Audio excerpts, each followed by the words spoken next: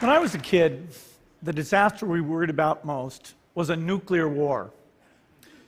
That's why we had a barrel like this down in our basement, filled with cans of food and water.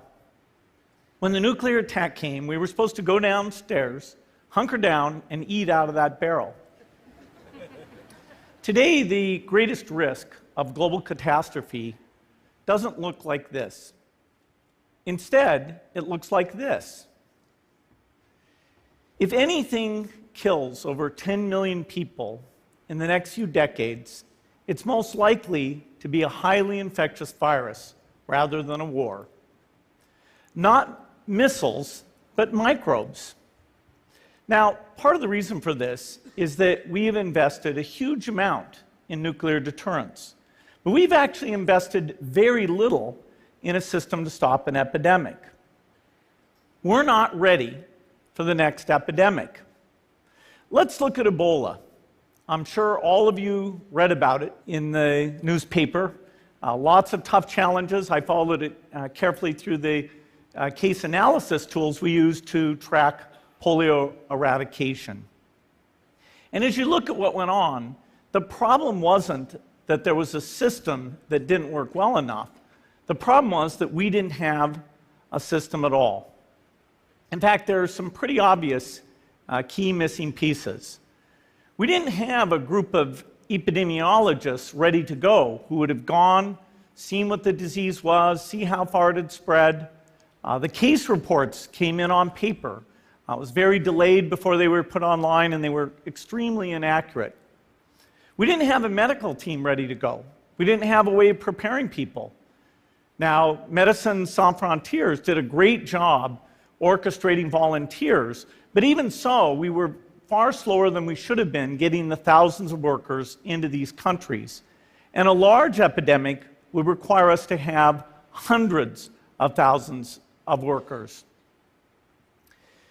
There was no one there to look at treatment approaches, no one to look at the diagnostics, no one to figure out what tools should be used. As an example, we could have taken the blood of survivors, processed it, and put that plasma back in people to protect them.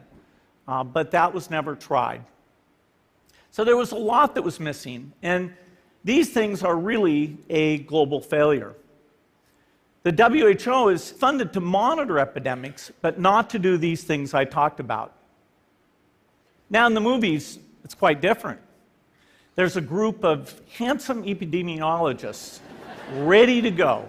They move in, they save the day, but that's just pure Hollywood. The failure to prepare could allow the next epidemic to be dramatically more devastating than Ebola. Let's look at the progression of Ebola over this year. About 10,000 people died, and nearly all were in the 3 West African countries. There's 3 reasons why it didn't spread more. The first is there was a lot of heroic work by the health workers. They found the people and they prevented more infections. The second is the nature of the virus. Ebola does not spread through the air. And by the time you're contagious, most people are so sick that they're bedridden.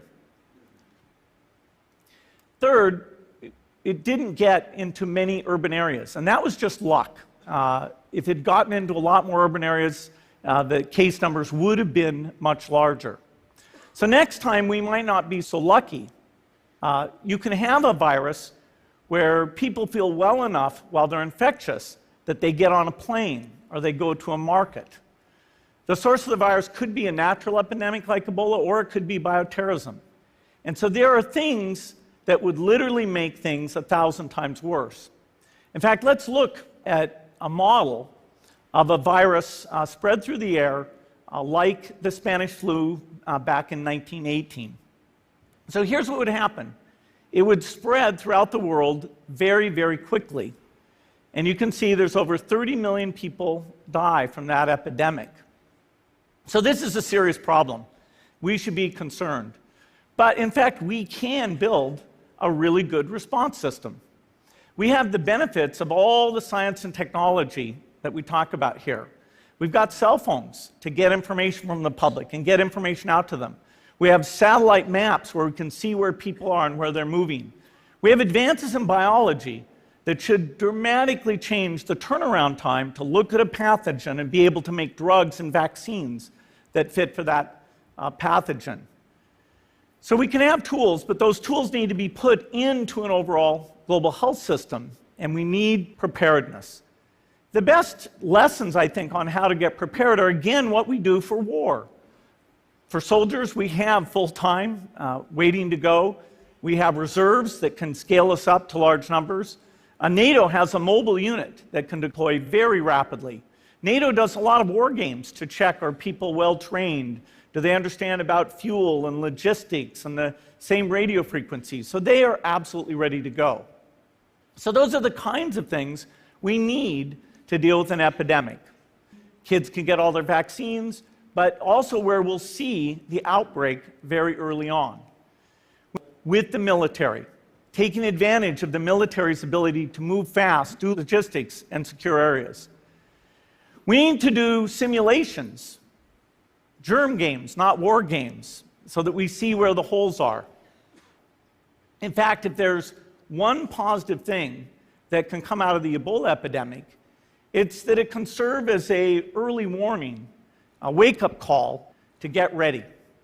If we start now, we can be ready for the next epidemic. I'll be blunt. Your webpage has stumbled upon our secret plan. I'm referring to the flu shot expose. You see, we're the ones loading them with mind-controlling additives. But why? To drive people into a frenzy of shopping.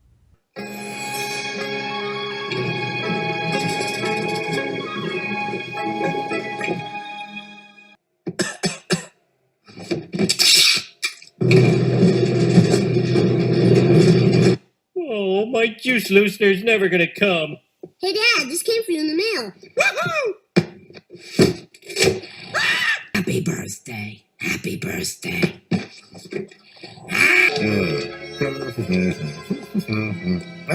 What the?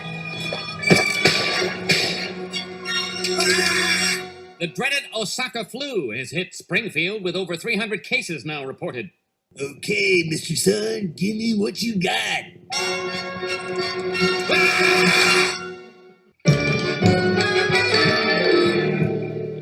Sarge, we keep getting orders to let the virus win. Must be a school day. Lay down your arms. House cat flu is coming, people. The Center for Disease Disinformation predicts with some degree of probability that the house cat flu might spread in the following hypothetical outbreak pattern. So petter beware, that warm body on your lap just might be ready to destroy your tender fiddles.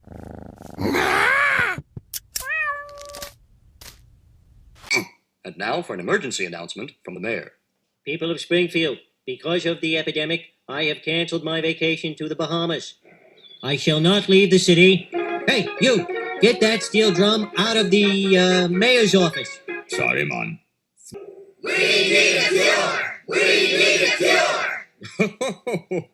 Why, the only cure is bed rest. Anything I give you would only be a placebo. Where do we get these placebos? Maybe there's some in this truck.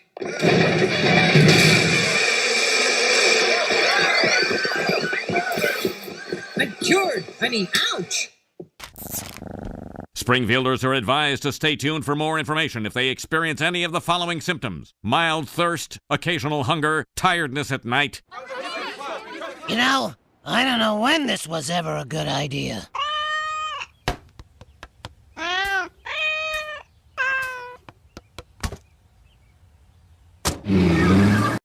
How's the ice cream, kids? Great. Who's ready for a kitten?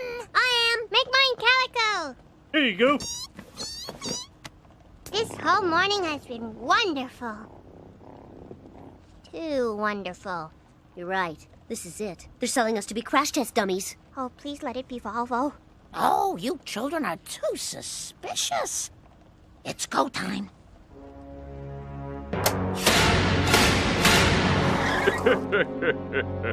It's shot day! Welcome to hell, Mann Avenue Medical Plaza. Well, that just leaves Bart. Don't forget Maggie. Oh, I got her when your heads were turned. Got her good. Now, Bart, just look out the window. It'll take your mind off the pain. See you later, inoculator. He can run, but nobody escapes the needle. Darlene, cancel all my appointments. But I need that kidney now. One way or another, I'm gonna find you. I'm gonna get you one way or another. I'm gonna get you one way or another. I'm gonna see you. I wanna meet you.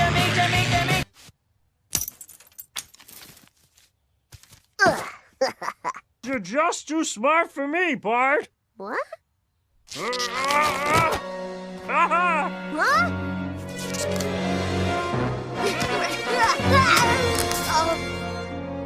Thanks, Barney. Mo, we won't need you now. Okay, well, I really enjoyed being you, Dr. Hibbert. Maybe this would be a good time to talk about side effects. The boy's hearing should clear up in a day. If it doesn't, call me in the Bahamas. For now, he can express himself with this complimentary pen. Cool. Oh, it's a good pen. Try it out. Right? That was a malpractice waiver, fool.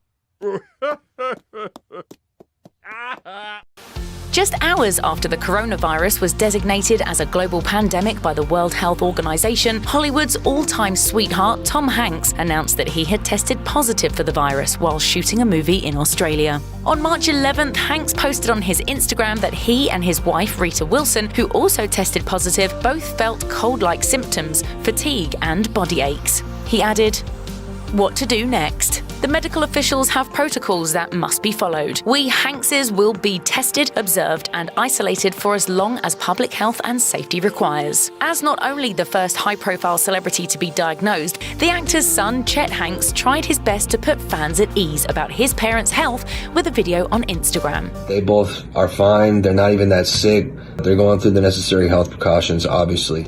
But what is it that made Hanks so prone to catching the spreading virus in the first place? Are you tired of the same old Grand Canyon? Here we are, kids. The Grand Canyon. It's so old and boring. I want a new one. Now! Hello, I'm Tom Hanks.